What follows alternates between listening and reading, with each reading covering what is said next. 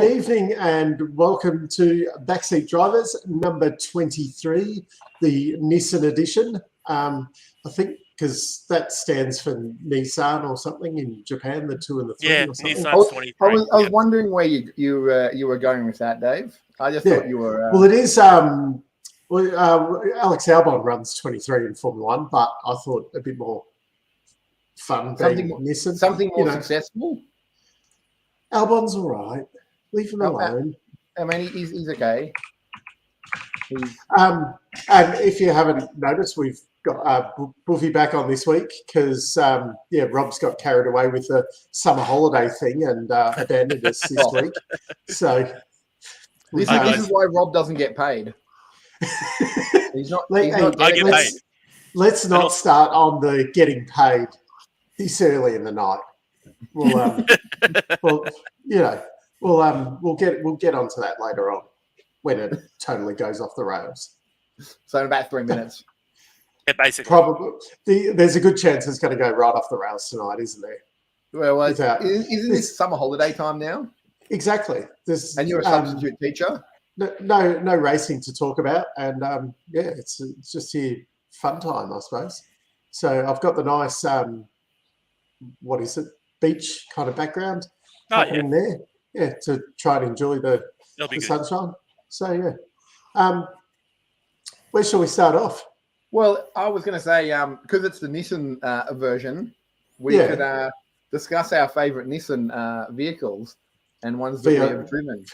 VL Commodore. Well, I was going to say, I would assume, your favourite. The VL counts automatically. I've owned one genuine Nissan though. I've owned many Nissan engined VL Commodores, but I did have a N14 Triple S Pulsar, N15.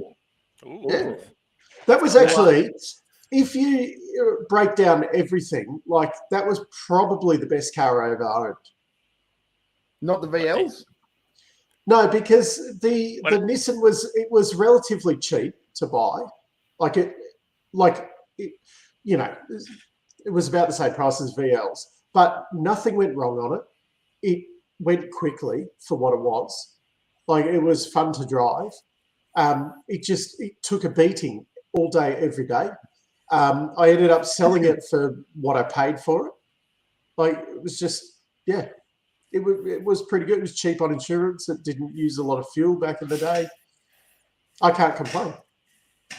Well, I've only driven a Datsun. I drove that because I was a designated driver one night. They are a strange automobile. Oh, is that what you had, Dave? Yeah. Didn't you have multiple VLs? Yes, 3? I've had a few. 4? 4, I think. Okay. I'm just trying to remember. Did you not learn the first 3 times, or was it? No, that's when they were cheap and you can muck them around. When you can just you can hand them off. Not like these days. You've got I've got a rotted shell. I want 20 grand. I know what I've got these days. I looked up how much the nice one, and that's a Datsun, Dave. A Datsun. You just dropped. You dropped out for a bit. You dropped out there. Your internet was like my, brain dropped out for a minute. Yeah. And so what was the Datsun? Big one? What was the Datsun?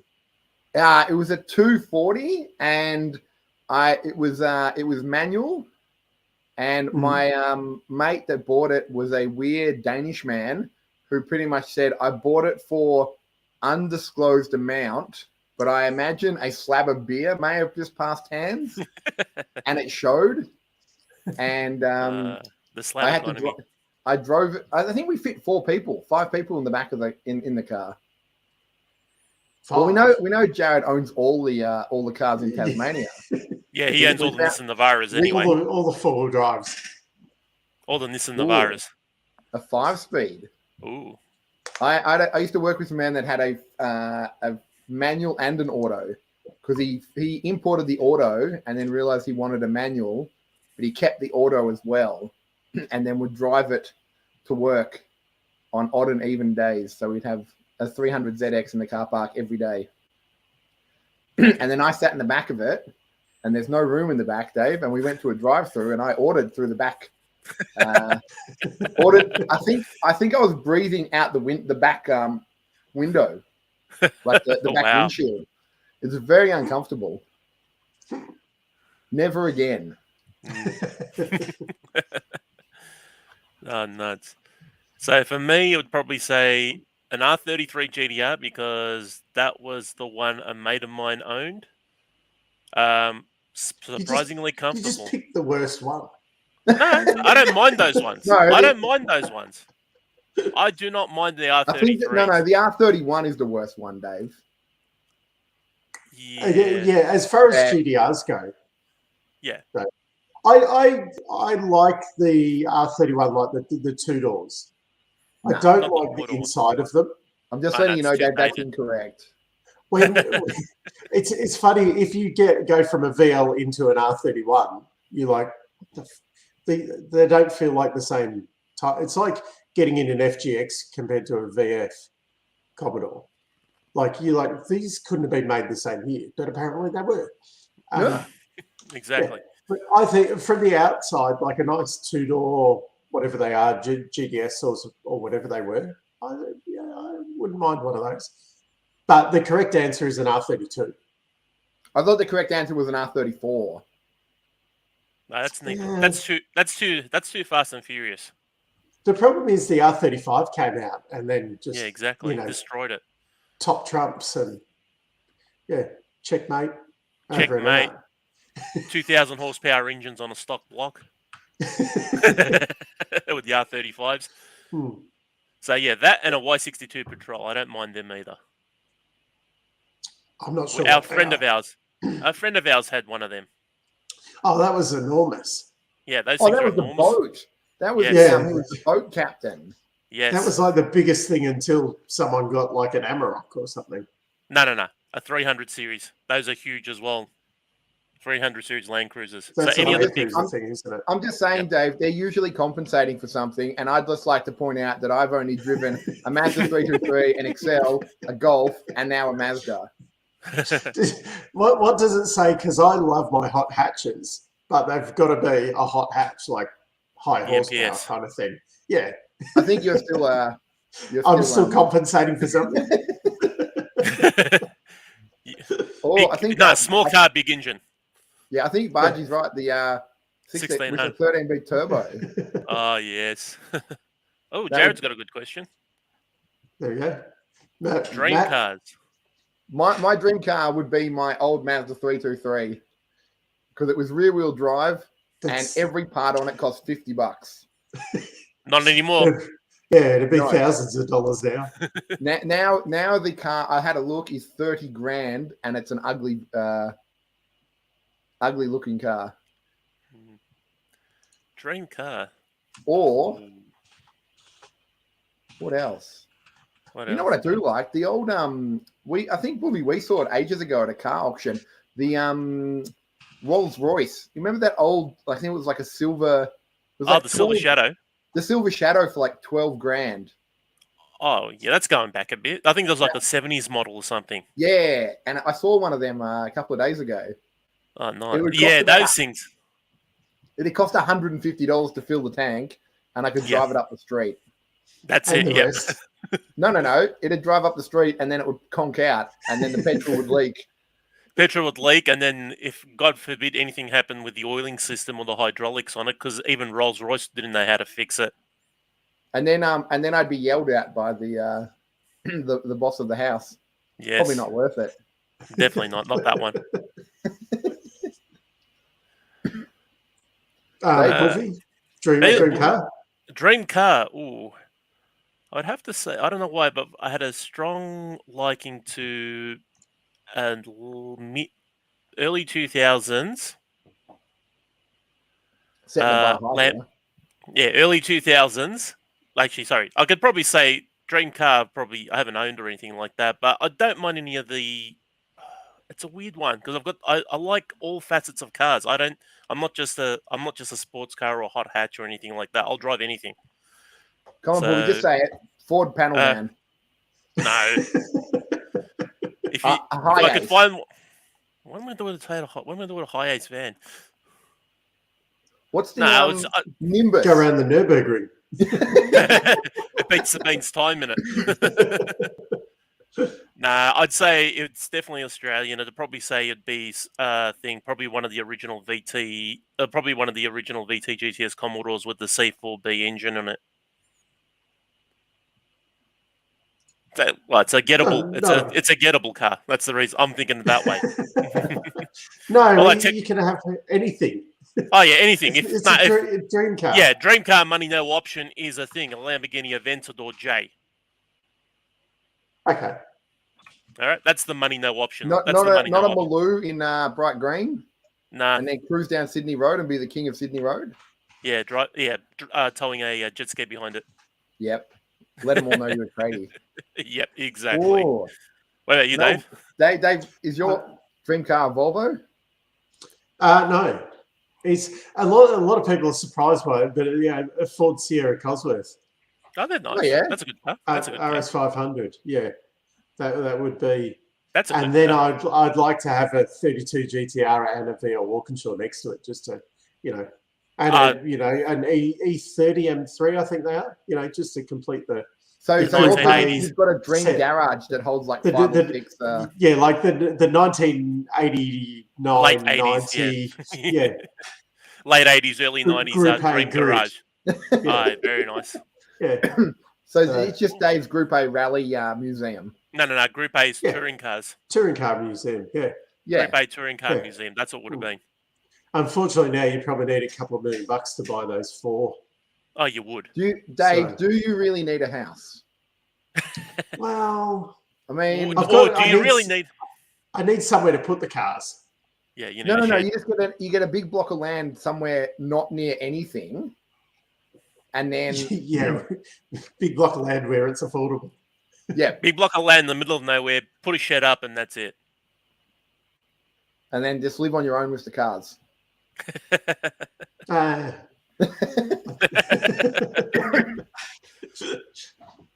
Anyway, move on to some Formula One talk.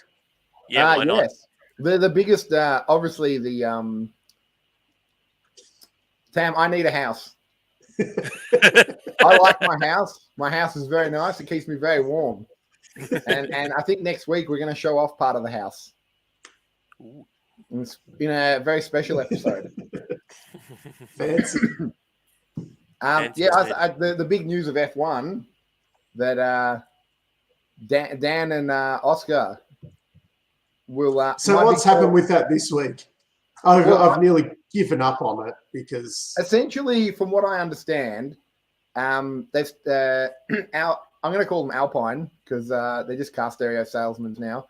They're going to go to court and complain that Oscar has essentially said, I'm going, which is, I think it's a dick move on both sides. One of them just announcing too early, hey, Oscar's going to drive for us, obviously, because we looked after him for a bunch of years. And then Oscar coming back a couple hours later, obviously due to time zones, and said, fuck you guys. I'm not racing with you guys. It turns out you guys suck and there are better teams. I'm going to go to this better team. I do wonder, though, is going to McLaren taking on Lando a better option than being at Alpine taking on? I would start at a I wouldn't call them shitty, but I would start at a low expectation team, and then and then maybe hopefully, I don't know, Mercedes when Sir #44 retires, you could potentially still, like, if you show that you can do quite well in a in a crap car, in a Hyundai Excel of F1 cars. Would you? Yeah, but the problem is, though, you're going, like, Dan beat Ocon, and then Dan's been beaten by Lando, essentially. So would you? And at the moment, the Alpine's looking probably as better race car than the McLaren. Yeah. So would you be better off for your career, though, sticking with Alpine to essentially smash Ocon rather than potentially going to McLaren that might be a harder car to drive, etc., and having to take on Lando? Well, they're saying that the reason Dan can't drive the McLaren is because he's too used to older cars. And then hopefully Oscar, who's not used to anything, can be molded in the ways of the McLaren, driving method. Yeah, there's that true, but you've got Lando who's been there for 4 years now. Yeah. That is very ingrained in that system where he's got to then catch up. Well, I think whichever team he whichever team he goes to, he's going to be, chasing whoever. He'll be the second driver. Yeah, he'll be the second driver until he actually. It won't matter who he's racing for. He's going to have to play catch up no matter what. And I think if he goes, I think it'll be more exciting as I see it, Dave. Than not this season, but the next season of Drive to Survive will be very interesting. Watching the Alpine boss just walk around mumbling under his breath every time he sees Oscar in someone else's outfit. And then mumbling to Dan, and Dan saying, "What's the matter?" He goes, "Doesn't matter. I'm stuck with this Aussie anyway. It's not the right Aussie, but whatever." And then I'll cut to Dan. He goes, "I felt that he was upset, so I did a shoey with him, and everything's better." That'll essentially be a whole episode. Just those three. On Drive to Survive, yeah. Has McLaren's what's his name? What's the boss's name again? Zach Brown. Zach. Has Zach said anything about besides saying that Dan's not racing next year? Has he said anything about? Has he actually said Dan's not racing next year? No, they haven't said anything about Dan not racing next year. They're in discussions. From what I've heard, everyone's saying that it's Danny's not racing. There'll be a seat available, and supposedly Oscar's got either 1 or 2 contracts that he McLaren wrote him a contract. The Alpine one expired on the 31st of July. Yeah. And then he essentially just thought, well, I don't need to renew my contract with Alpine. I'll quickly grab myself a McLaren contract because I think the problem was that because Alpine was shopping because they expected that Alonso was staying. So they were shopping. He screwed that over too, didn't he? Yeah. I forgot he did that. Oh, Piastri around. There we go. Have another seat. So they were shopping in probably to McLaren and Williams. So there was probably already some kind of contract there with McLaren anyway. That if they could get rid of Dan, we'll take Piastri for next year. Also, who would have known about Alonso just jumping and? That was just random. Apart from Alonso himself. I think Alonso had a discussion with Alonso and went, "Good decision, Alonso. Time to go." And he went, "High five." I suspect that Alonso might have told Mark Webber what was happening because supposedly Alonso left Hungary saying to Alpine, like, "Yeah, no worries, everything's cool. We'll have the contract signed before Belgium," and then turned around the next day and like, "Oh no, I'm going to Aston Martin." So from what it sounds like, Alonso's just sneakily gone up to Webber. Yeah, because then Piastri would have been screwed if Alonso stuck around because they would have just said, "Hey, you've got a contract, but you're not driving this year or next year because old mate Alonso's still going to be here." He's gone up to Webber and said, "Oi, give us a ride in your Porsche. I'll give you some secret goss." They've done a hot lap in the new GT3, and he's like, "By the way, get a new contract at McLaren because I know some sneaky business. I know an old 40-year-old F1 driver that's going to switch teams.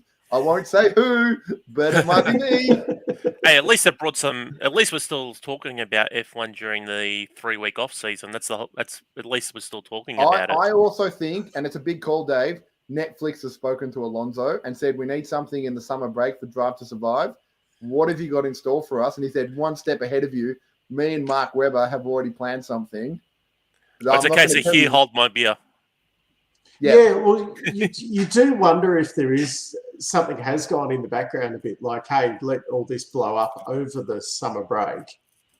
So I think Alonso may have had a discussion with Alonso and just said, I will wait and, I'm going to be bored for 3 weeks. I'm going to be bored for 3 weeks. I've got all this popcorn and I've got nothing to do with it. Yeah. Seb's done his job, but I reckon I can amp this up. Yeah, it was a brilliant marketing ploy and I love it. If that was the plan, that is gold. Like they've done, really. I hope it is. I hope in the end it turns out Alonso did all of this because Netflix has given him producer credits on Drive to Survive. Maybe something like that. I want to see an end of credit scene of Alonso just chatting to a Netflix producer, and it says like 6 weeks earlier. Who knows what will come up? Who knows what will come out? They could probably edit it like that anyway. They can make it look like it. They'll make it sound like Mark Webber and Alonso had like secret discussions, and they'll do that old shaky camera footage, where they're chasing after him, and then Webber and Alonso are just sitting there, and then chit chat away. Yeah, no one cares about Max or Ferrari. That's old news. Yeah, exactly. They're not doing anything. We already know what's going on. Well, Max Ferrari got bad strategy, and I've called it. Max has already won. Max has already won. The way it's looking, Max is going to win the championship. Red Bull I read that Max could take a whole month off. Max. Well, how many points is he ahead now?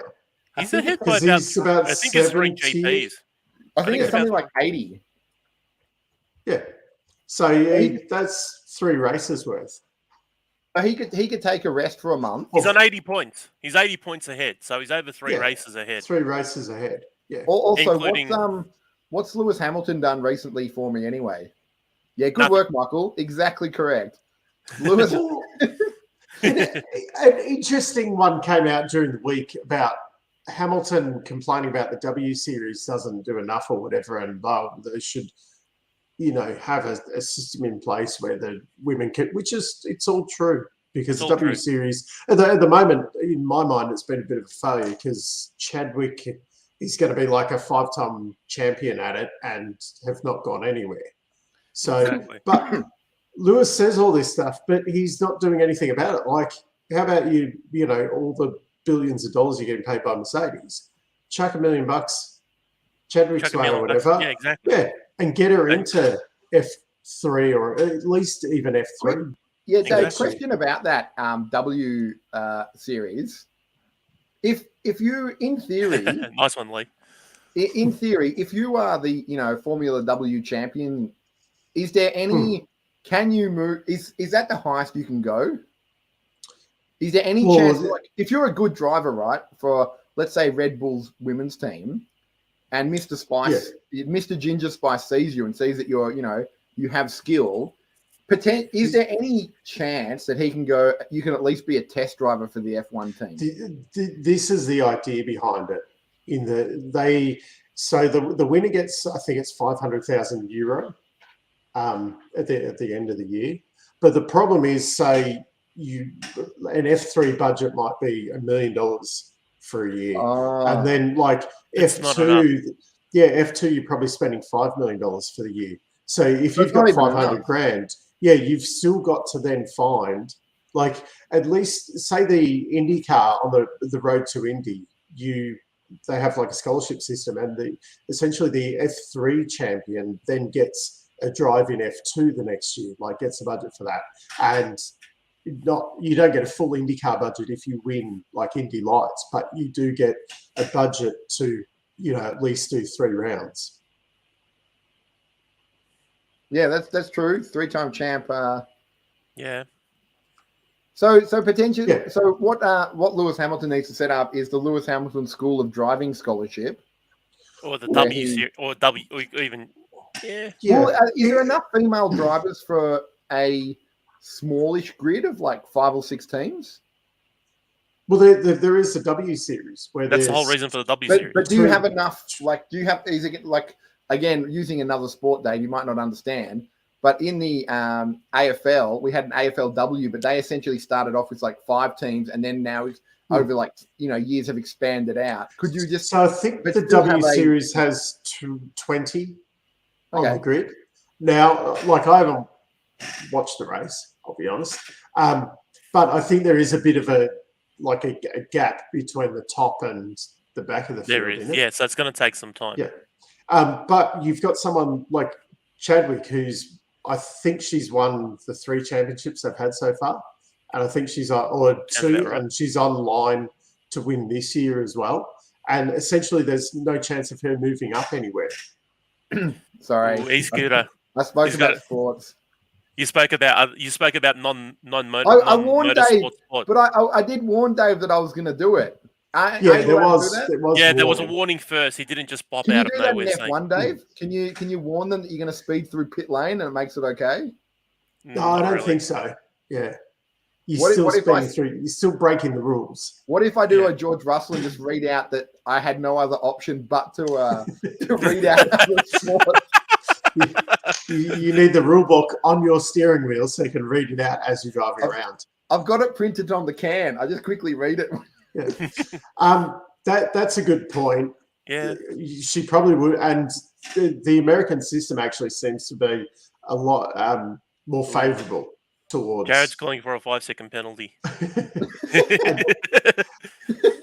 Oh, no. Oh, we got a warning there from... I've got a warning. I believe that's known as track limits.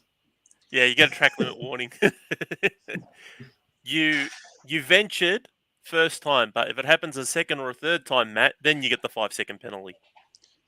So is there any chance unless a very rich F1 driver essentially puts his money where his mouth is,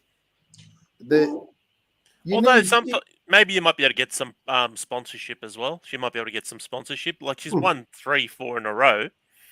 That could be enough. That could be enough to lure who knows, maybe one of the sponsors. Do the big F1 teams have female teams? No, I think they wouldn't have any female teams because it's a single series. W Series is single. It's all run. Yeah. It's all the cars are made by one company. I am a little bit surprised though that someone like say Mercedes or Red Bull or even Alpine are not sponsoring. Have got enough drivers, but maybe have got behind someone like Chadwick. Just to then bring because really it's not much, is it? Well, that's the thing too. Even like to put her into F3 or whatever, it's for them, say $1 million is chump change kind of thing. Especially if you're like a Mercedes or a Red Bull, when what you're paying to Hamilton or Verstappen a year, like $1 million to run a Chadwick, Alpine's the old Renault team, right? Yeah. There's if you put Dan with what's his name? Alpine's boss. He from what I've read, he said, no, it's all cool. We're not going to hold what you did against us.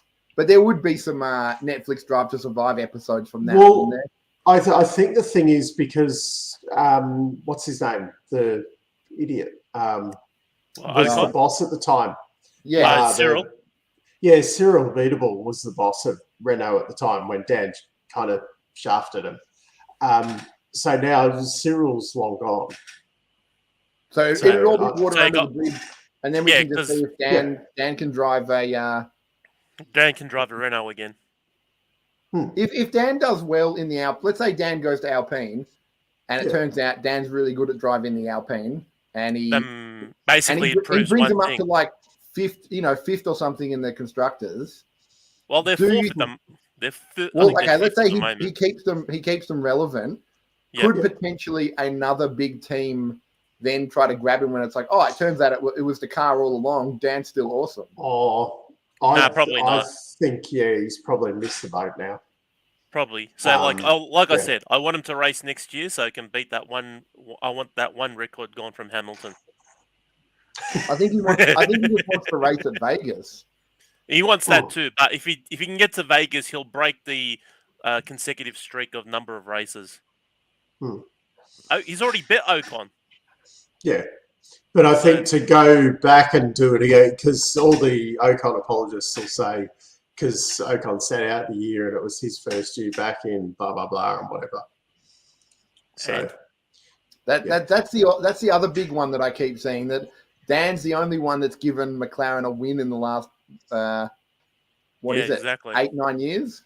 Mm-hmm. Yeah, I think Dan is getting a bit old now. Yeah. He's younger than Lewis. Yeah, he is. Because he started But later Lewis, than Lewis.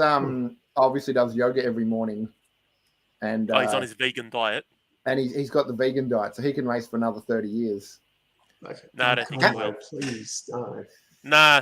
Have you seen? I've got him on Instagram, so just to see what he's doing. Have you seen? You're part of the problem. Yeah, you're encouraging him. How old's Hamilton and how old's Alonso? What's the age gap? I think Alonso's a lot older because he started earlier. I know that. 42 and 36, I think. So I'm the same age as Alonso then. We need a fact check. So I'll check the facts. Will Lewis keep driving till he's about 40 just to chase that other potential championship? I suspect he'll hang around next year and see how it's all going. So I think there's a good Fernando's chance. 41. Fernando is 41. I was close. Close. I'm older than Fernando. That's a great idea, actually. I like this idea. And then but would Dan do 10 years in NASCAR? I think that's more expensive than the 21 million that he wants. Oh, that was my other question, Dave. There we go, 41 and 37. Yep, that's good. I just checked it. Dan wants $20 million, doesn't he, to get out of his contract, right? Well, I think he wants, what he's supposed to be paid. If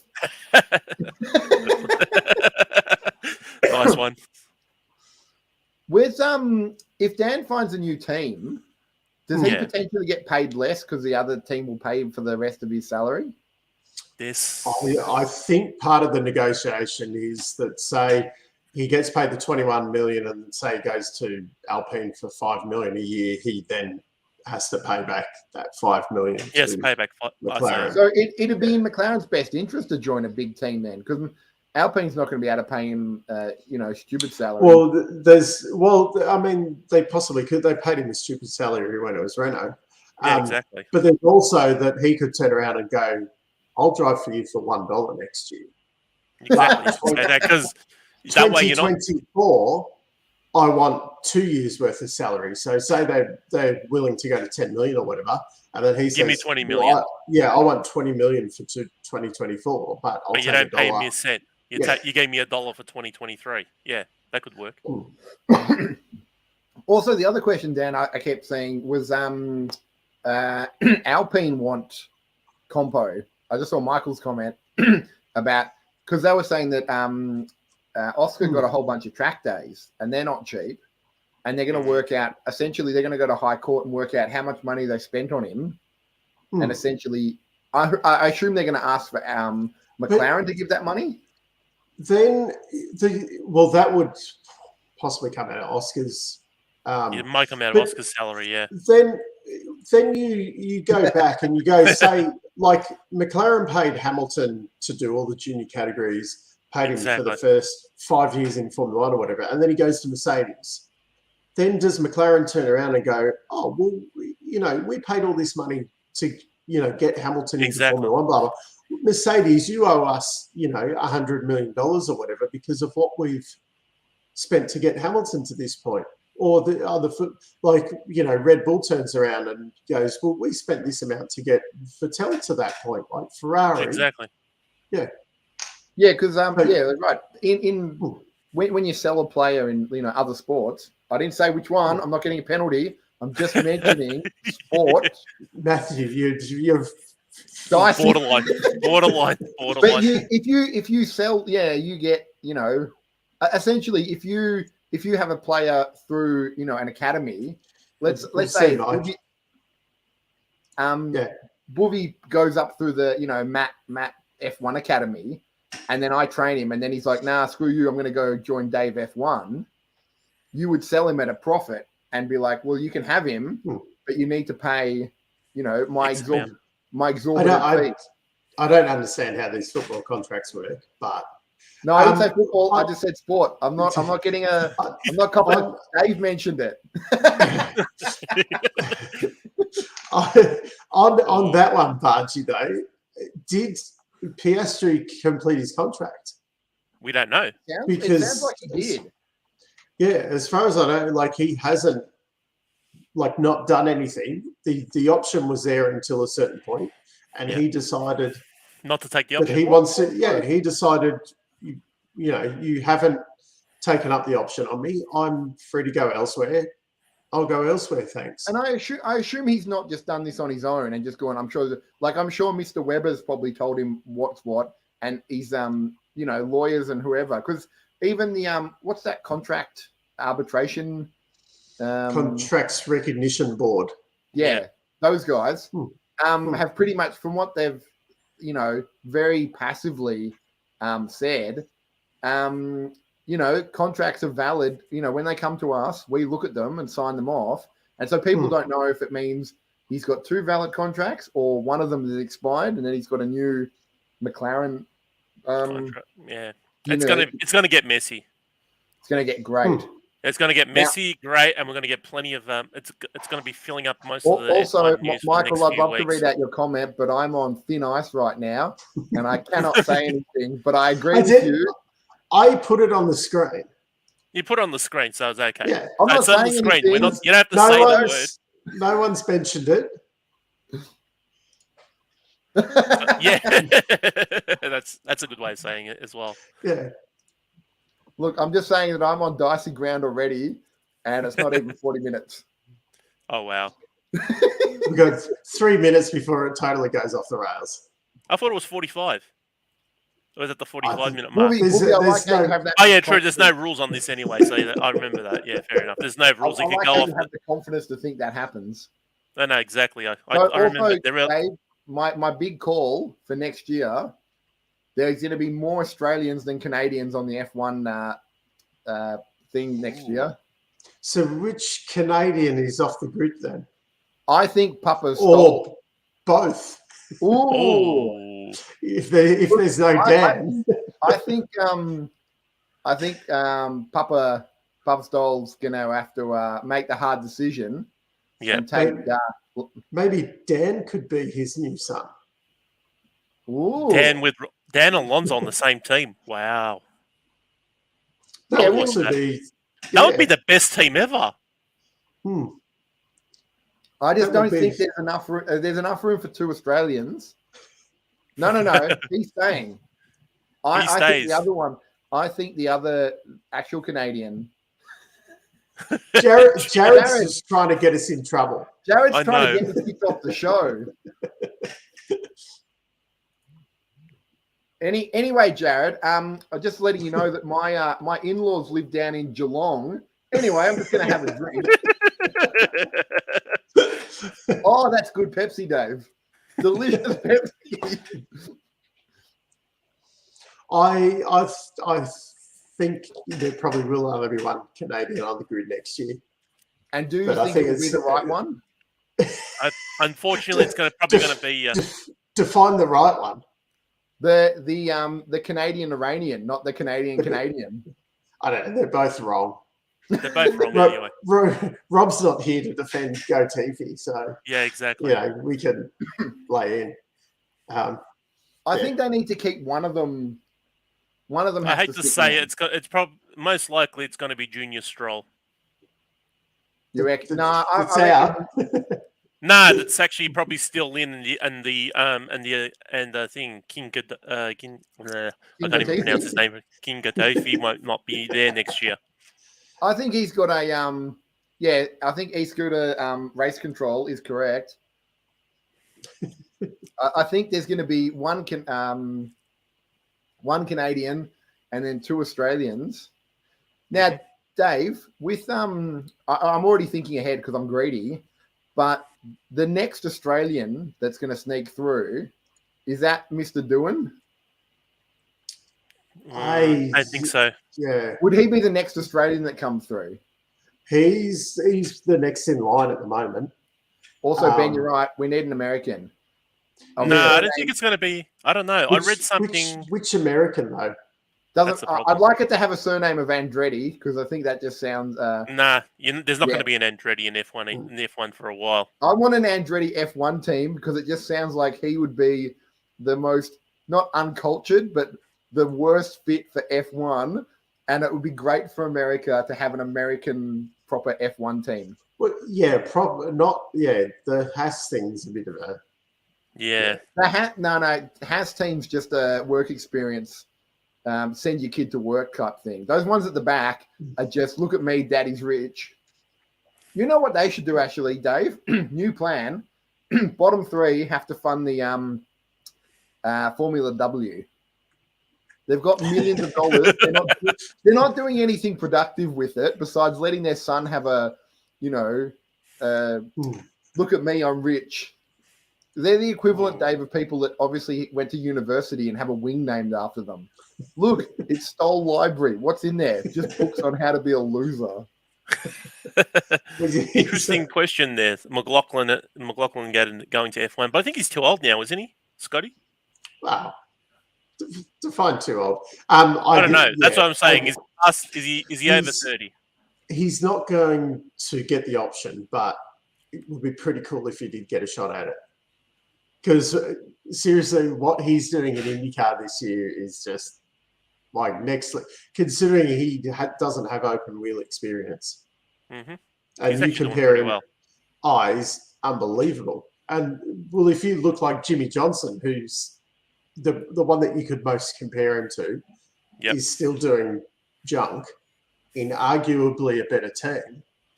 So yeah, McLaughlin's just he next level. Yeah.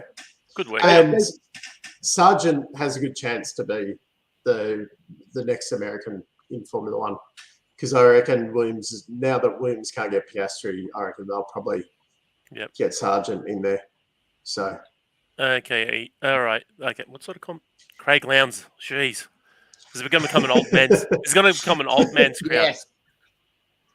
No. Craig Lowndes with Alonso. I want the combined age to be 100. I want a 100-year-old F1 team. And I want them to walk around. I want Alonso to walk around and tell the young kids back before you were even born. Back before Halos. Yeah. How old is Lowndes actually? Because he wouldn't be really that much older than Alonso. Okay, so combined age of about 85 then. Craig Lowndes, he is 48. 46.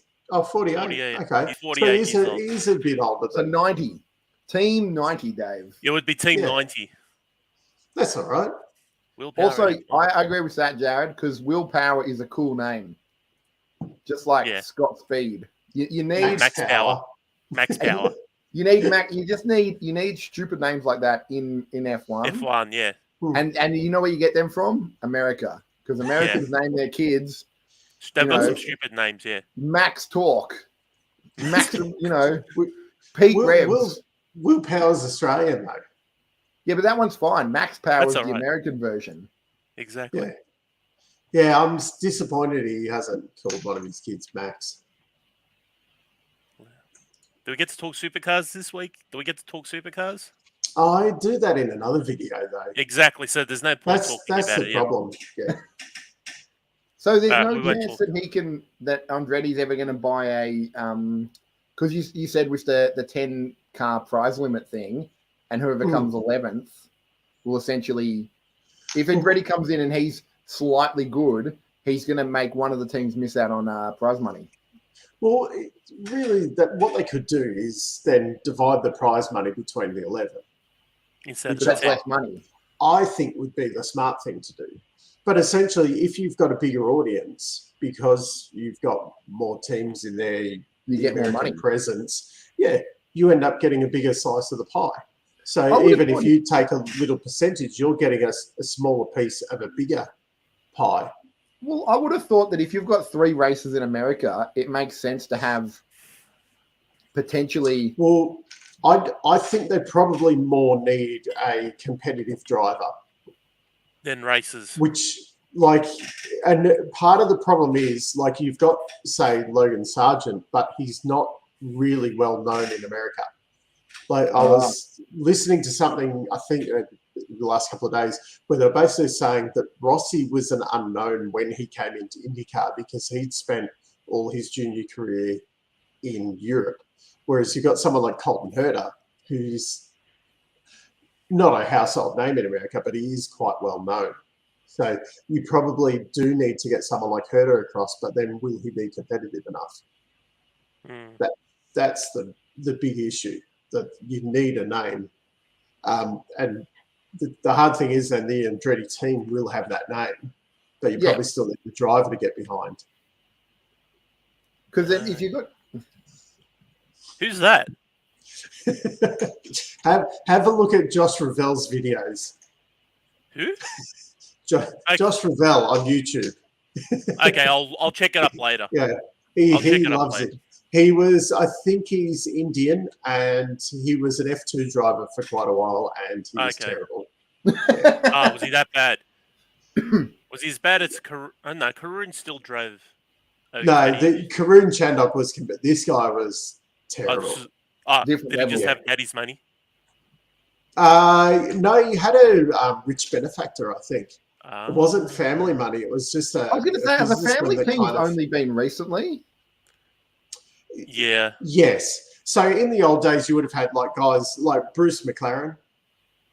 Pretty obvious what team he started. Like where you had like owner drivers, Jack Brabham, Williams. Yeah. Frank didn't really drive, did he? He created the team. He raced junior categories, I think. Okay, and but then he still realised that he wasn't good at, a bit like Christian Horner. Oh yeah, and Toto Wolff to an extent. I'm just trying to read some of the comments. Yeah, that's all good.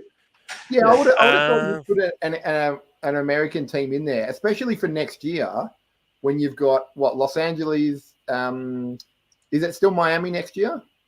Yeah, all three of them are still there. So it'll be Miami. It'll be Miami, Coda, and then Las Vegas, I think. I think you should get one race per country for the number of people you have in the grid. So if we have 2 Australians, there will be a Melbourne race and an Adelaide race. And then if there's no Americans, no American races. Unfortunately, like you can only race one. There's only one track in Australia that can handle. Then you race Melbourne backwards. That'd be interesting. Melbourne backwards. Melbourne backwards would be interesting. Yeah, Melbourne backwards would be interesting. Although technically, if Dan doesn't get a contract, I'd love to see him race NASCAR. Would he go to NASCAR? I reckon he would. That, or maybe the closest thing, if he still wants to stay open wheeler, would be you'd have to go IndyCar. Or could you, Dave? This is another harebrained scheme of mine. Let's say, who's the chief of F1 now? It's not Bernie anymore, is it? No, it's FIA is Mohammed bin whatever it is now. So Mohammed comes up to whatever and says, "Look, we need Mount Panorama up and running. I'll give you 6 months." No, it won't happen. We've got all the money in the world. I just need you to fix it up. No, it's too much. There's got to. They'll wreck it. They'll wreck it. They'll wreck it. How are they wrecking a? Well, they wreck it. Look at that picture behind Buvy with all that car park in behind. Yeah. So if you make a mistake on that corner now, you just hit a bit of gravel. You just hit a bit of tarmac or whatever and keep going. Yeah. Like that would be the same at Bathurst. Yeah, it's the Australian version. There would be that much runoff at the top of the mountain. The whole point of Mount Panorama is it's narrow. Yeah. They're there, they're on the edge, and if they make a mistake, and gone. Then along the top, I would put fancy make-believe houses, and then I'd put fake water like in Miami, and I would get it up to grade. Because Mohammed from the FIA has given me $500 million to fix it up. This is what I've decided, Dave. And he's like, How much still wouldn't be enough. $500 million. $500 million? Not enough. It wouldn't be enough. You do it with... Yeah, they built Yas Marina for, I don't know, $1 billion, including all the infrastructure. So infrastructure's already there. The infrastructure's already there. It's just Look, They have to just change it around. people in the chat like And they've my changed idea. that corner too. I just And got to the get problem half is- $1 billion. And the corner I've got there at Spa on Rouge, they've actually just changed that because of what happened to Lando last year. Was it Lando or was it? It was Lando when he went off on the wet when he was doing his qualifying. They've changed the corner because of him. Yeah, they shouldn't be doing. Anyway. They'll make that. So what you're saying, Dave, is I shouldn't go speak to Mohammed about getting Mount Panorama. No. Don't reckon. All right. I'll, If anything, maybe I reckon the next step would be Adelaide. If you're going to do something, redo the Adelaide yeah, circuit. sorry, we're not doing it. I spoke to Dave. He said it doesn't work. Yeah, they all said it wouldn't work. No, I thought it would. No, I genuinely thought it would do it. Anyway, I'll speak to you later. All right, I got to go. Fix up Eastern Creek. Oh, no. No, sorry. Sydney Motorsport Park. That's what it's called now. Eastern Creek. Yeah, true. You use the old names. Eastern Creek. Oh, how about Oran Park? Have the F1s go around there. Over the bridge. Oran Park's gone. I know. Sad. Is the Bend one where the one you went to, Buvy, for your road trip? Twice. I've been there twice. And that one, the 7.7K track would be close to F1. It's a grade 2 circuit at the moment. So grade 2, to get it upgraded to grade 1 wouldn't be too hard. Yeah, I'm not sure. We found the Bend. Yeah, it's even cheaper. The Bend would be cheaper to do it. The problem with the Bend is it's in the middle of nowhere in Adelaide or in South Australia. You just had to say Adelaide, Dave. I would have understood that it's the middle of nowhere. You didn't have to say and Adelaide. No. There's Adelaide, and then there's the middle of nowhere Adelaide. Yeah, then there's Tailem Bend, which is it's 100 k's outside of Adelaide. So it's 500 kilometers from anything, then. Basically. How far is it from Melbourne to Adelaide? 700, 800 k. Yeah, so it's like 600 k's from anything. Exactly. That's a whole different time zone as well. Oh God, yeah. Why would you bother with half-hour change?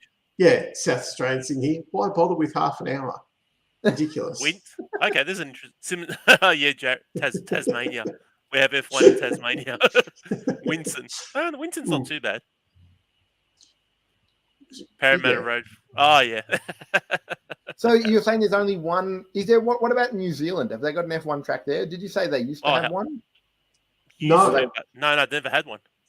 Yeah. Oh, yeah. They've never had a proper Grand Prix in New Zealand. No. They do have a New Zealand Grand Prix, but that's like saying Adelaide has a town. Skyscrapers. My idea, Dave. We have the Super Sprint, and it's basically the nullarball plane, and you just 100 kilometers, full speed, fast as you can go. Well, look, Grand Prix is about 300 k's long, so okay, we have a 300k sprint track. Simple. Here we go. Newcastle. I mean, we're getting brilliant ideas here. Oh yeah, exactly. Just sorted.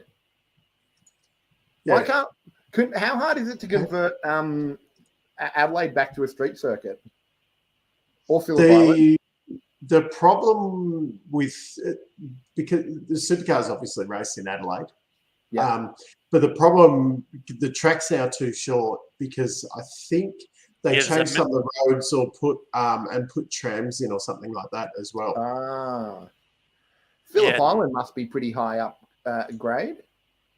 No, actually, it isn't. 2 as well. Yeah, but I think. How much more would it take to Because Phillip Island they do superbikes and stuff, right? Yeah. The problem is it's not wide enough. That's you got to remember F1 cars. Well, remember F1 cars are now close or over 2 meters wide. So depending on the track, isn't wide enough. Like V8 supercars, bikes, no problems, but anything related to grade 3, even worse. Oh, there you go. That's even worse. So that makes it a lot harder. Yeah. Bargy, we just do multiple laps, more laps. That's the other problem because obviously Monaco gets a bit of a special dispensation. Yeah, but basically, I think they need to be about 6K now to get onto the grid or get onto the calendar. Because I think now Melbourne's one of the shorter tracks. No, Melbourne's still fairly. No, it's at the 5. It's what, a 5 point something K. They're only Melbourne's about 5 kilometers. No, it's over 5. Because you do 2 laps to run 10K on it. But it's a low 5K one, isn't it? It's like 5.3 or something. It's very low because you can do 2 laps, 2 and a bit one in the lot and get 10K. Just quickly checking. I think Adelaide can buy back some grandstands, or they can just it's a low 5. It's a low 5. Yeah, where I think now that they do aim closer to that 6 or 6. I think they aim between 5.5 or something. 5.5. Oh, 5.3. Oh, we got a new fact checker. We got a new fact checker, Buvy. Yeah, Lee's all over this. It's been checked, Buvy. It's already done. 5.2. Bathurst is 6.2, so perfect. That's perfect length. I've been saying it for the last 20 minutes, Dave. It's perfect. But now that it's my idea, it's good. you can jump on board my idea, Dave. I don't mind. I don't want F1 to go anywhere near Bathurst. No, I don't want it to touch it either. I think. Ooh. Lee's got all the facts. Yeah, that's good. These facts are getting too facty for me, I think. Too facty. Too correct. We don't have to be too exact. We could go. Okay. So I can't even remember how we started this conversation. Oh, most of them don't. It just goes through. Pretty you know how it is, Dave. It just evolves as it goes. As we go along, we evolve. We talk about something, and then we go to the next topic. Yeah, that won't happen, unfortunately. The cars have to get a little bit more narrower, I think, for them if they want to race up in Bathurst, because they're just way too wide. They complain about a bit. Speaking of this, I've a lot of stuff this week about people complaining about Nashville. Now, is that the cool one that's got the bridge? Yeah. That's the one I said looks like the Daytona circuit. Yeah, my attitude is fuck off. Leave. That's what makes IndyCar special. That they do crazy batshit things like this. What do you mean? They used to race at an airport. Exactly. They do crazy shit. Yeah.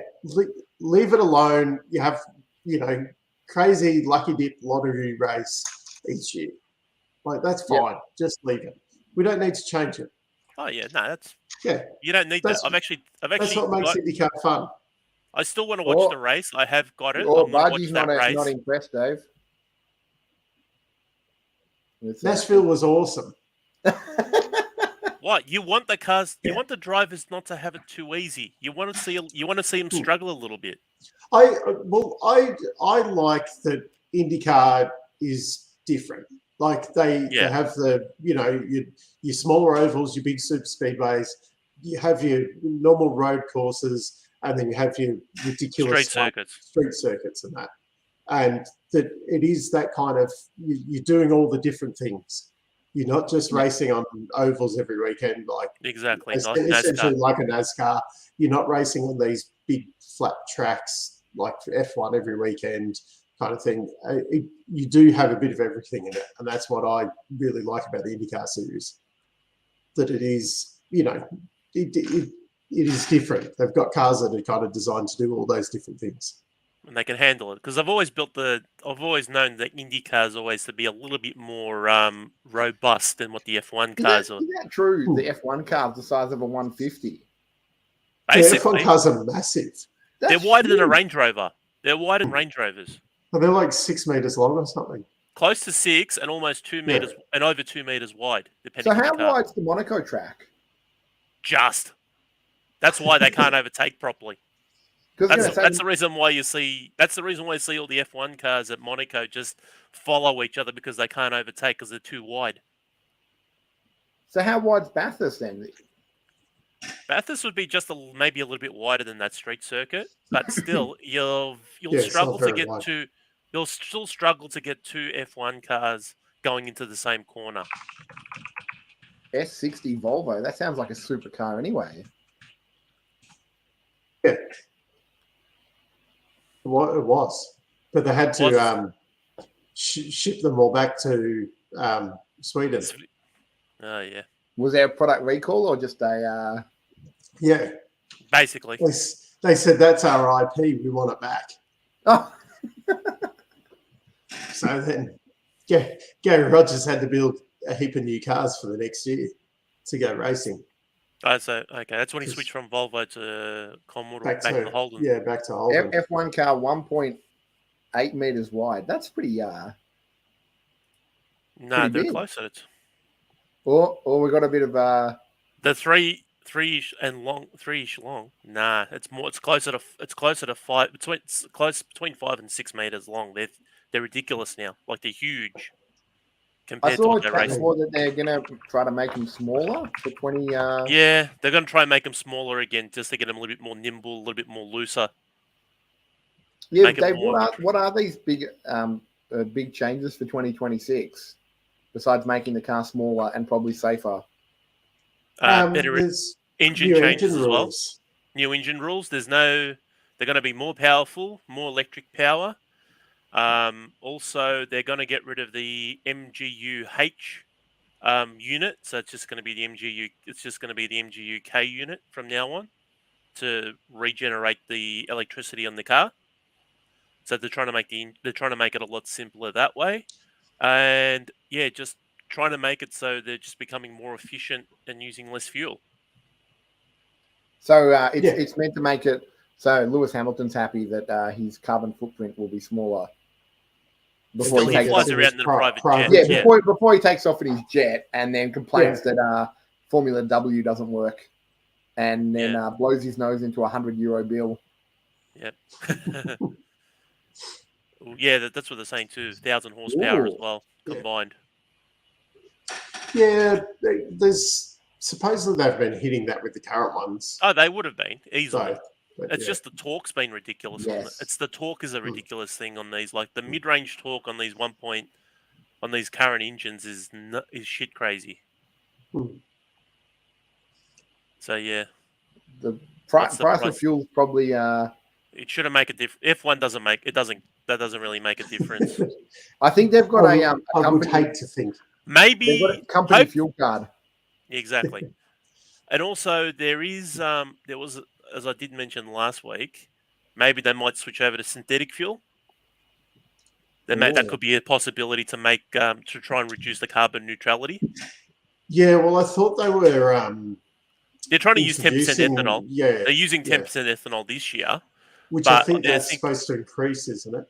Yeah, I think I think they are increasing it, but as I was saying, an ex-Formula One engineer has actually developed synthetic fuel, which is basically you get your oxygen, you get your hydrogen, get your carbon, combine it all together, and then you produce the fuel yourself. Just mix it in a pot and you pour it in. Just mix it up and that's it. I was reading something recently though that apparently making these synthetic fuels is actually because the energy you're using to actually make them is more than what it is to make like a normal fuel. So that it's actually currently, obviously, things will change in the future, but currently it's actually worse for the environment making these synthetic fuels. So it's like driving a Tesla, basically. Yeah, because you're using coal fire or whatever to charge your Tesla. Yep. So that's worse off. Plus, making it back that's like the light. Like I said, it's a proof of concept at the moment. It's currently they're not actually using it. It's just that the guys developed a way to do it. If they could, once they get it to the point where they can actually use the energy that they use to produce the fuel is from a renewable source, then it's a different story. Or just have tiny solar panels around the entire car, just like that solar challenge Australia has, and you just ride around. And if it rains, you got little wind propellers at the back, and they go wee wee wee wee. I don't think F1 uses the same fuel as road cars. No, they don't. I think it's I've done this. So I think I had a question on this. They don't use. Their fuel is very close, but they've got a lot of additives. They've got a lot of additives. Yeah, they've got a lot of additives in that for that because of the way the engine is rev, that sort of stuff. It's Yes, E10 like fuel. the same as hydrogen, Lee. Yeah. Yeah, but I don't think it's like the E10 fuel that you get from Shell. Or corn juice. So if I fill my car with E10, I can't say that I drive an F1 car No. because it's got wheels and E10, and technically It's similar. It's similar to an F1 car, but and it's not an technically F1 I've got car. the same amount of points as certain F1 drivers that might not be driving next year. Yep. Yeah. And I'm also not Canadian, so there's a plus. Or have billionaire parents. No, Yeah. I can't go, Mummy, Daddy, can I have an F1 team, please? Yeah. So yeah, who do you reckon the next F1 team, if Andretti can't buy his way into a new team, what do you reckon the next team to fold will be that needs Andretti? Well, Porsche and Audi are ready to Audi are ready to pounce for 2026. I don't think anyone though now's kind of on the brink with the salary cap and that, or the spending cap. But you're pretty much either owned by a major manufacturer or a billionaire. True. And billionaires basically use it as a tax write-off. Yeah. Well, I have a 1.6 litre straight six, so I'm almost an F1 car. I'm getting there. No, you've got a 1.6 straight 4. It's a straight 4, even worse. Yes. Now, you don't even know what engine's in your car. I know that it's a teeny tiny engine and it takes a little bit to get going. It sips fuel. Didn't Williams just recently get bought out? Well, they did. Williams are owned by, what is it? It's a conglomerate. Yeah, investment company bought them out. So, yeah. Exactly. Yep. It's just fancy golf. Yeah, so more that exciting. It's that or they're buying a football team in Europe. Yeah, but they're getting more and more. Wait a second. Is that a 5-second penalty? Or I believe that's a 5-second penalty. Is that a 5-second penalty? Everyone knows. We've all been warned. That's better. I'm not falling for these anymore. I mean, technically saying the G word should have got us canned, Dave. I think you might have. There we go. I'm back. Did you penalise yourself? I penalised myself. I got in beforehand. I got in there. I went to mute you and I couldn't. You were gone.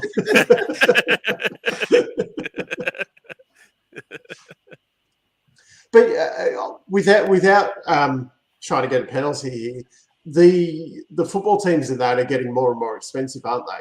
Oh, yeah, ridiculously. If you are looking for a sports team to invest in, you like a Formula One team is relatively cheap at the moment. Well, essentially, Dave, the equivalent of you talking about the other sports, you would have to buy. I don't know if you can, but you'd buy like a Formula 3 team or equivalent, and then grow on that. That's what a lot of what's it called? The guy from Always Sunny and Ryan Reynolds bought a 4th or 5th tier team. And essentially, their plan is to move it up. So you buy it for like. They're trying to get it up. They're going to try and get it up to the. You buy it for like 20 million, and then you get it to the higher thing.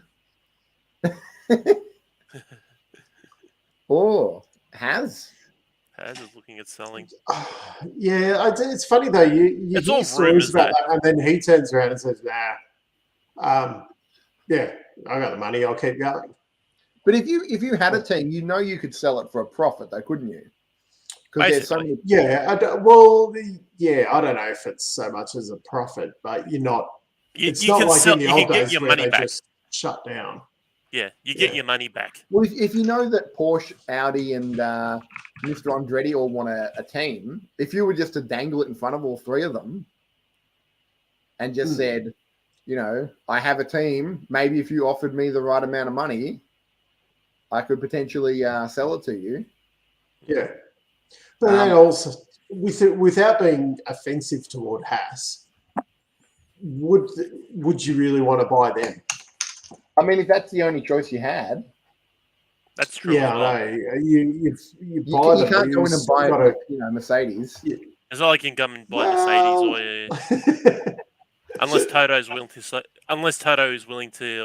his share or I something. mean, if I was selling Haas, I would pick my words and say, you're buying a Schumacher, and I wouldn't tell him which one. And if they said, if it's Michael, I'd say one less, and they go Ralph, and I'm like, keep going.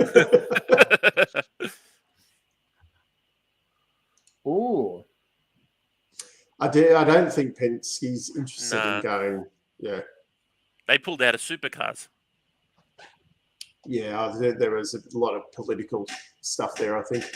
Yeah, don't worry about that. Without getting don't worry about too much into it right now. But yeah, Penske did the F1 thing. I think it was in the 70s. Mm-hmm. So, yeah, they tried it. It didn't work out. And nobody knows. Yeah, I don't think that would be. I think Andretti wants something outright, which I was going to say, McLaren's already got a few. Andretti get out of buying a share into the a share in McLaren? It's not like he'd be able to pick a driver, would he? No, not really. No, well, Latifi's not driving there, is he? Not yet. Give it a couple of weeks. Yeah.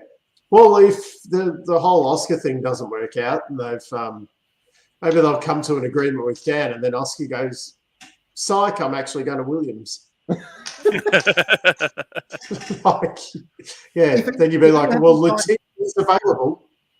If he hasn't signed a contract now, though, is he screwed? If it turns out, like, he can't sign new contracts now, it's either McLaren or Alpine, right? As far as he can do whatever he wants. If he hasn't got a McLaren contract, he could do whatever he wanted. So right now, like, in theory, Mercedes could just be like, "Hey, you want to be our test driver? Here's a contract," and he just goes, "Yeah, sure, done. Screw you all. I'm." And I think he could. Even though he probably won't get a drive next year, but he becomes, like. Would that be better? Would you, if it was up to you, Dave, would you sign for McLaren and potentially be the number 2 driver? Or would you go for like Mercedes or Red Bull, but they're like, "You're our test driver, and I'll be honest with you, you're going to spend a lot of time just watching us drive"? I think I'd probably be going for the Toro Rosso seat. That wasn't an option, though, Dave. You can't. You can't go on Twitter and say, "I'm not signing for these. I've signed for Toro Rosso."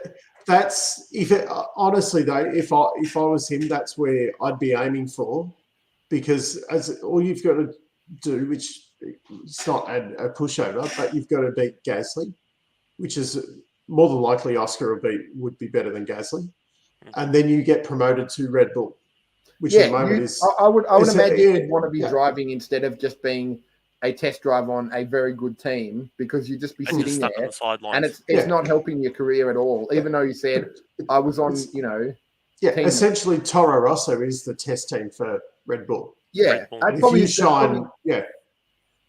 because you'd want to. That's essentially the we'll say like TAFE equivalent, and then Red Bull's like your uni, and you transfer over if you've done well enough. Yeah, and So is it assumed that like whoever's in Toro Rosso now will shift over if a Red Bull driver was to? No. Neither of them. No, most likely I don't think like Tsunoda. I can if they get rid of Tsunoda, basically it'll just be they'll pick up the next person and that's it. They'll go to their junior team, or they'll pick up or if Mark Webber can work out something with Red Bull and get him there at Toro Rosso, who knows? Oh, wait a minute! Isn't Red Bull going with Porsche in next year? And Mark Webber's with the new rules. Yeah, but isn't Mark Webber really good mates with Porsche and works for Porsche and gets the new Porsche stuff? Yes. Isn't he ambassador? Ooh, maybe. Yeah, he just announced the new GT3. That is still a few years away, that one, though. Yeah, that is. You're talking 2026, Matt. I'm just saying. I think Mark Webber, Alonso, and Porsche all chatting, and there'll be secret episodes on Drive to Survive. Anyway, to answer the original question, Oscar's going to be driving for McLaren next year. Yeah, the way it's going, it looks like it. As much speculation and what we do and whatever. Yeah. Oscar, but then where's Dan? That's the more important question. Dan's at Alpine. Dan, you reckon be at Alpine? Yeah. He's at Alpine or he's at Alpine installing stereos. Yeah. But he's been given $20 million to work on his new vineyard. On his new vineyard. Oh, yeah. The only thing, though, is if Dan goes, well, fuck it, I'll go with Toro Rosso because they're going to be about as bad as McLaren and Alpine. Toro Rosso take him back? Red Bull maybe, though. Because then and it depends also on the Red Bull contracts as well. Because I think the Red Bull contracts are your contract to Red Bull, not to the Milton Keynes Formula One team. So Red Bull, so if Dan gets in and smashes Gasly, you could probably see a switch then after like 3 rounds or whatever, where Dan ends up back at Red Bull and Perez gets shunted back to Toro Rosso. Oh, really? Well, yeah, because technically that's how it is. That's what happened with That's what happened with Albon and De Gasly a couple of years ago. Yeah. It won't happen, but if I was these guys, I'd probably be going for that Toro Rosso seat rather than any of these other ones. Yeah. But I'm assuming, from what I understand, the only ones that have been offered is an Alpine seat, what are the other, and like the lower end ones. I don't think there's no word on the McLaren seats essentially for Oscar. Yeah. Like no one else is getting that one. As I said, though, if in McLaren's, if you're getting rid of Dan Ricciardo, the only reason you do that is if you can get Oscar Piastri. Yeah. Because essentially, like Hamilton and Verstappen and Leclerc are not available. So the only reason you would risk all going through all this with Dan Ricciardo is if you could get Oscar that, is potentially as good or better than Lando. And then let that would be fantastic. Yeah. Maybe just a once-off even. Just have him for the Bathurst. Have him at Bathurst and that'd be awesome. The hard thing with that is, though, that once you don't get any testing. That's the problem, too. So you end up like it would be better than, say, the Casey Stoner experiment, but he would still struggle because even like Simona Di Silvestro, you get shunted into the big league. You probably won't be in the best car, and then you'll make a meal of it because you get smashed for the first, and then not be interested or whatever. And unless he actually decides he wants to do a full season of V8 supercars, but I don't see him coming back to do that. I don't see him going. If he had $20 million, Buvy, he could just start his own team called Daniel Ricciardo Race Squad, and it would just be. I would get him, and then I would speak to Mark Webber, and I'd say, "Do you want to make a V8 supercar team with me?" And he would say, "Can I bring my Porsche?" And I'm like, "Fine, park it over there, but we're driving something else." Haas had the seat. Yeah, they haven't confirmed anybody yet. Magnussen's got a contract, but they haven't confirmed Mick yet. Yeah. Mick's going to Ferrari. I'm sure there's probably out clauses on that Magnussen contract as well. So probably. But yeah, that's funny. Would a team pick up Mick? No. I don't think so. He's shown some stuff, but it hasn't really been. He's shown Buvy that he can drive a car. That's it. He can drive around an F1 circuit, and that's it. He can drive around and maybe not. I kept hearing this one that he's not that he could go to NASCAR. He could do anything. Yeah, if he puts his mind towards it, Dave, he could do whatever. Other than drive full McLaren in Formula One. Dave, I would gladly take $20 million not to drive for McLaren. Oh, I'll take $20 to not drive for McLaren. Now the other question, yes. The other question, Dave. Like when you leave a job and you get the company car, does he have to return the McLaren that he drives around in all the ads, or do you think that's? I'd say that's probably just a company car. And he'd have to return it? Yeah. Yeah. Because that was He the had problem him- when he was at Renault. He had to drive that little Clio Sport, and let's be honest, a McLaren to a Yes. Renault Sport, there's Oh, he can get the Yeah. Alpine. He can get the Yeah. Alpine A110 the when he goes 110. back. I think that's nearly as bad as talking about football. Suggesting that's a No, I'm saying it's a better car than the Alp. I'm not saying it's better than the McLaren, but I'm saying it's a better car than the Renault Clio. So what we're saying is Dan's going to go to Toro Rosso Yeah. and kick out. well, I'm putting everyone in that Toro Rosso seat at the moment. Yeah, Anybody that, can there's go only there. two. You just don't know. It's an open seat. You've put like 18 people in the Toro Rosso seat, and then And I'm, somebody will- I'm doing what Zach Brown is doing for McLaren at the moment. I'm doing for Toro Rosso. you're just You're jamming basically everyone saying into just seats. jamming everybody in there, and somebody will eventually fit. Basically, I'm trying to find a replacement for Perez. Why do you want to replace Perez? I don't understand. What's he You done? need a good teammate for Max. Yeah.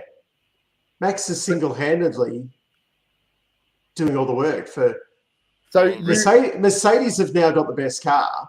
So all of a sudden Yeah. they're not going to Toto's going to get his constructors championship next year and he'll be really happy because that's what he cares about the most. I wrote it down. It is the most important thing. Toto said it all the time. He says it all Yeah. the time. They prefer constructors over Yeah. over the drivers. Because Yeah. he doesn't care about the drivers, he just cares about his Constructors. Dave, you got to say Ben's comment correctly. Come on. Nico Hülkenberg. Oh yeah, that's right. The Yeah. constructors is where you get the dollar bills. Yeah. Isn't That's it? all the sweet dollar bills. Yes. So McLaren might actually get second this year if Ferrari keeps, Mercedes. Yeah. McLaren's currently When Mercedes gets second. Yeah, true. When is a good thing. Currently the way Ferrari's going, we who knows? we lost Matt again. We lost everyone on my end. Nah. There we go. You've caught up now. He's back. He's back. And then we Yeah, get, you were talking but your mouth wasn't moving. Toto can stop whinging when he won't be happy with second though, will he? That'll hurt. Nah, that'll hurt. That's less money. Because Mercedes turns up and wins. Do you think he puts the second up right in front of Hamilton's office just to remind him of his failures this year? Like when he walks out, he's like, "See this? This is your fault." Yeah. You couldn't drive a car that porpoised. And then he comes up to George and just gives him a hug and goes, "Come here, my beautiful boy. You're gonna lead this team to victory." Hamilton will be gone soon. Who do we think is going to get the first victory for them this year? I reckon George. George. Is just driving. Yeah. George is going to He's got take the first the win, pole. and he's going to get it. And then behind the scenes, he's going to get in trouble from Toto for not letting Hamilton take the win. And then next week or next race, you're going to see George just be like, This is why we kept Bottas for so long. Okay. I feel like George will get a win before Lando, and I don't think Lando's getting a victory this year. Toto wants headphones that won't break. That's true. They're going to make new headphones for him that are just made out of metal. Yeah, full titanium ones. And when you throw them, they bounce. Okay. Oh, surprisingly, neither will get a victory. Ooh. Okay, Tam. The F1 Oracle has spoken. Yes. No. Oh wow. I actually think Lewis will get the first victory out of the two of them this year. Yeah. I reckon if Max has a bad race, Lewis will win. Ferrari won't. Lewis will sneak in from. I think I have seen those. No, I've not seen them. I think I have. They're pretty good. Okay. I was gonna say I'm just checking the constructors. Yeah, and I've noticed the only team outside the top 3 that's got a podium is actually McLaren. And that's Lando, wasn't it? That was Lando, but they're fifth. Definitely wasn't Dan this year. Oh, definitely wasn't Dan. No, and Alpine are actually ahead of them by 4 points in the constructors.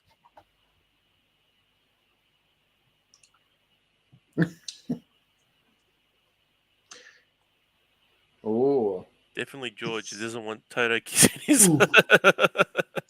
It's funny. That's really like Ferrari versus Mercedes is relatively close, and then Alpine and Mercedes, Alpine and McLaren. Yeah, are but then everybody else relatively is just all over the And place. yeah, it's fairly spread out, really. I mean, even like Haas and AlphaTauri, but at that end, And you got Williams. They've only scored 3 points this year. Albon scored 3 points this year. yeah. Sorry, but Albon scored 3 points. You make it sound like that's a bad thing. Williams scoring 3 points is like winning the constructors' championship. That's true. They got a heap last year because George got the gift of the Belgian Grand Prix. Oh, that was the half. When you got half points for being second. Oh, that's right. Yeah, he did too. Yeah, so I remember trying to watch. I was waiting for that. I actually stayed up to watch that race. Yeah, God, that would have been a mistake. It was. I'm watching, and I waited till I think I stayed up till about 1 o'clock, and I went stuff this and just turned it off and went to sleep. And then I watched the replay, and I fast forwarded through the replay on the Monday to see nothing.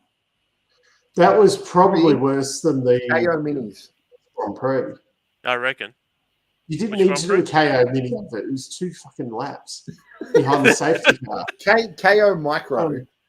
That was a KO micro, yes. What was it, the 2005 US Grand Prix?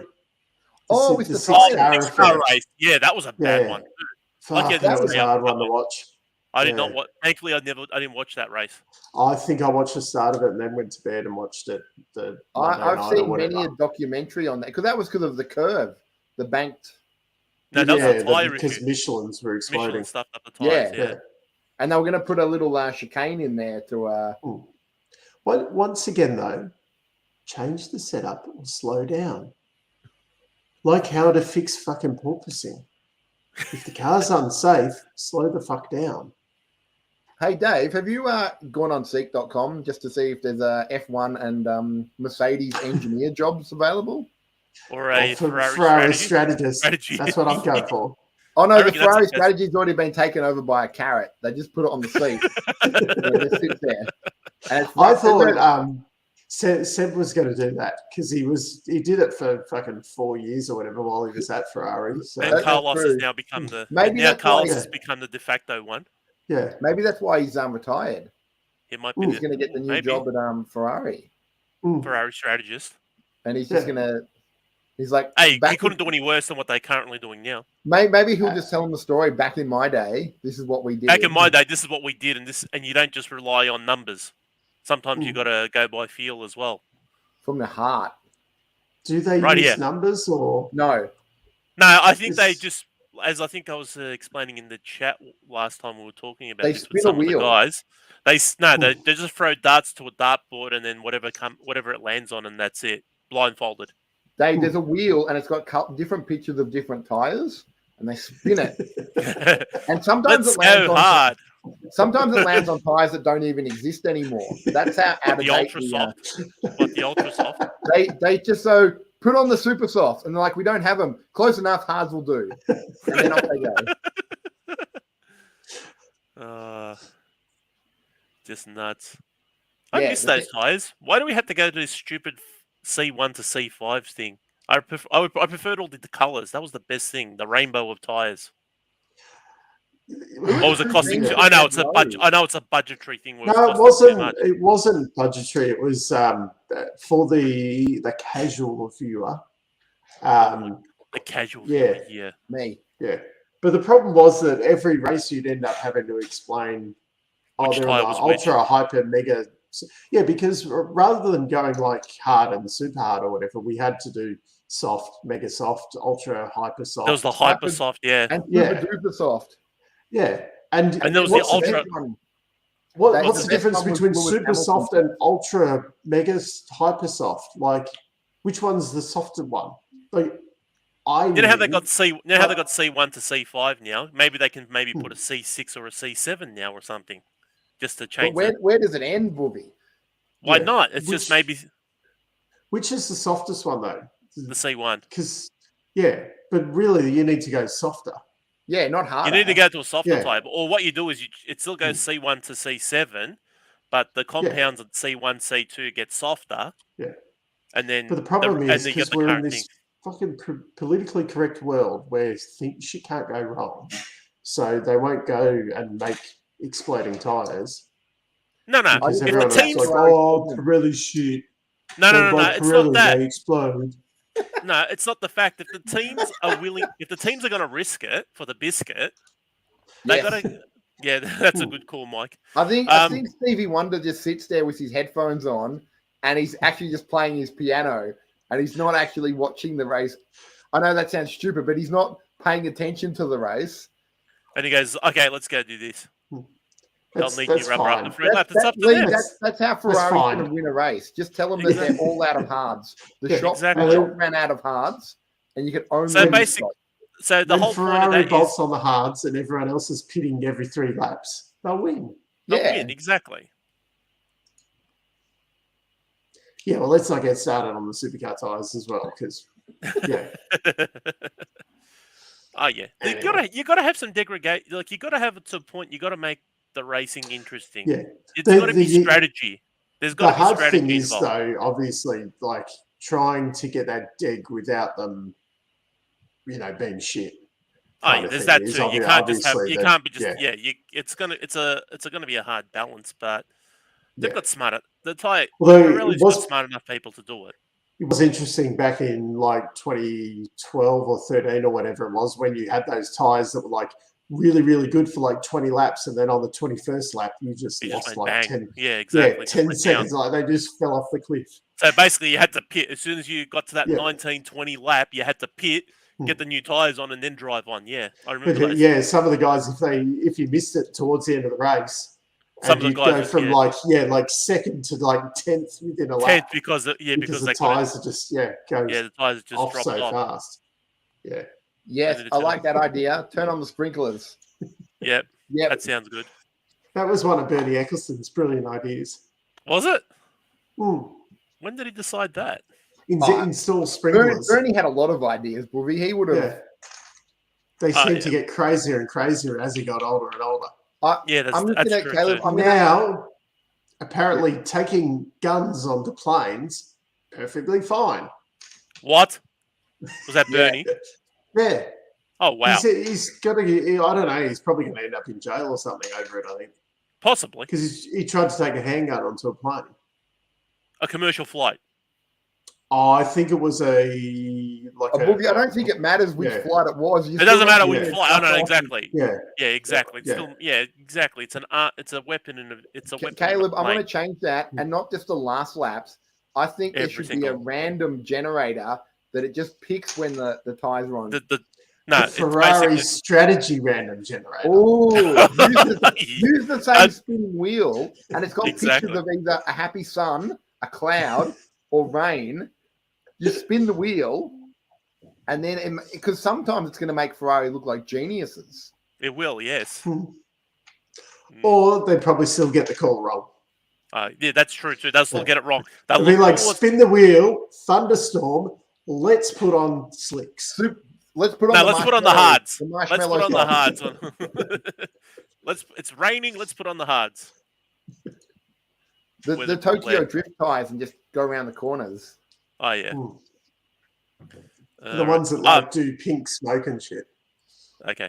We haven't talked about it. Smoke ones. That's Dave. I just thought of another tire race saving idea. You know how you said the tires die out after like lap 21? On lap 19, they start ripping up red smoke to let you know that they're at the end of at the end. So you've got like one lap, and then casual viewers like myself can be like, "What's wrong with Latifi? Obviously, he's on his 20th lap with that tire. He's going to have to pit." And then I'd put little you remember those little cap gun explosives? I put a couple of them near the end, so when you know he's about to finish, he just goes pew, pew, pew, pew, pew, pew, pew, and then it just pulls over. Just to make That's why your ideas, Matt. Well, this is good for letting casual viewers know that the tires are getting close to the end, because not everyone can tell how long the tires have been on the car for. Most people like can't. A Ferrari strategist. Well, they have no idea. They don't even know if they. Oh god, that's so true. That is good. Oh yeah, that's awesome. If someone gave them like a book and it just said at lap 21, this guy pits, they'd read it upside down or something. Oh yeah, they would. Yeah, and say, oh yeah, he's got to pit at lap 41.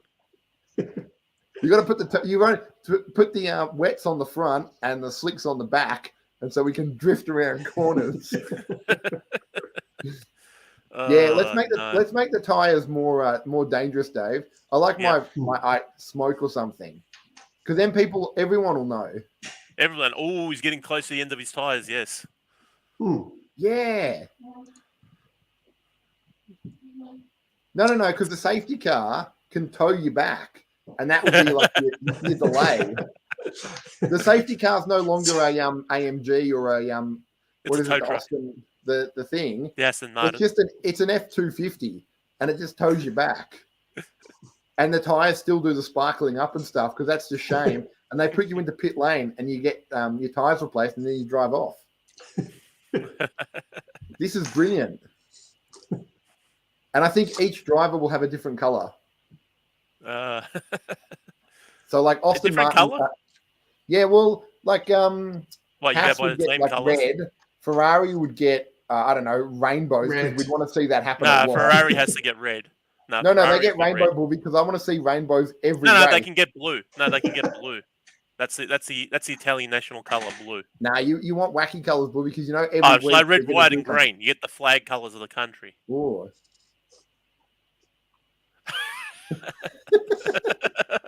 Wildcard spec tires.